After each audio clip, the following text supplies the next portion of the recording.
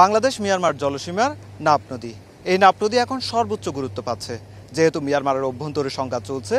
সেই ক্ষেত্রে যে কোনো ধরনের অপ্রীতিকর ঘটনা এড়াতে সর্বোচ্চ সজাগ রয়েছে উপকূলরক্ষী বাহিনী, কোস্টগার্ড। একই সঙ্গে প্রতিনিয়ত টহল জোরদারের পাশাপাশি তাদের যে হাই স্পিড এবং মেটাল সারগুলো রয়েছে সেগুলো যুগে প্রতিনিয়ত তারা টহল দিচ্ছে নাপ নদীতে, এবং যে কোনো ধরনের রোহিঙ্গা অনুপ্রবেশ থেকে শুরু করে বিজিবি সদস্য অনুপ্রবেশ করার চেষ্টা করছে, তাদেরকে প্রতিহত করার পাশাপাশি তাদেরকে আটক করছে।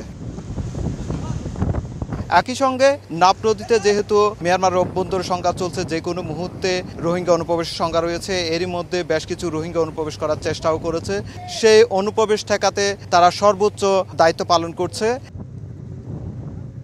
এরই মধ্যে রোববার সকালে টেকনাফের নাপ নদীর বিভিন্ন উপকূল পরিদর্শন করেছে কোস্টগার্ডের মহাপরিচালক। তিনি সকাল 10টায় নাপ নদীর জালিয়াপাড়া থেকে শুরু করে টেকনাফের শাহপুর দ্বীপ পর্যন্ত সব জায়গায় তিনি পর্যবেক্ষণ করেন এবং পরিদর্শন করেন, এবং যে কোনো ধরনের অপ্রীতিকর ঘটনা এড়াতে তারা সর্বোচ্চ সজাগ রয়েছে এবং এখন পর্যন্ত কোনো ধরনের হুমকি নেই বলে তিনি জানিয়েছেন। ভিশন এসি নিয়ে এলো মানিব্যাগ গ্যারান্টি অফার। 1 মাস ব্যবহার করে সন্তুষ্ট না হলে সম্পূর্ণ টাকা ফেরত। কোস্টগার্ডের টহল নিয়মিতভাবে পরিচালনা হচ্ছে। সেন্ট মার্টিনসে ওখানে আমাদের একটা কোস্টগার্ডের জাহাজ আছে, নৌবাহিনীর পাশাপাশি আমরা ওইখানে মোতায়েন করেছি জাহাজ।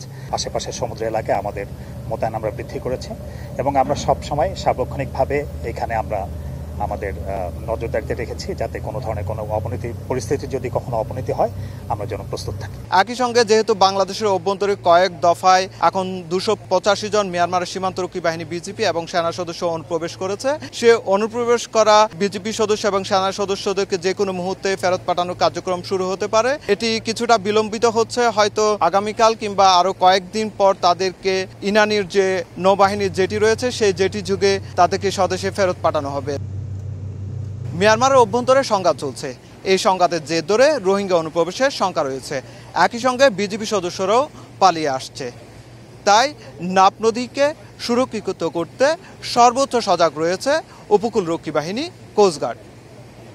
বাংলাদেশ মিয়ানমার সীমান্তের নাপ নদীর জলসীমা থেকে সুজাউদ্দিন রুবেল, সময় সংবাদ, টেকনাফ, কক্সবাজার।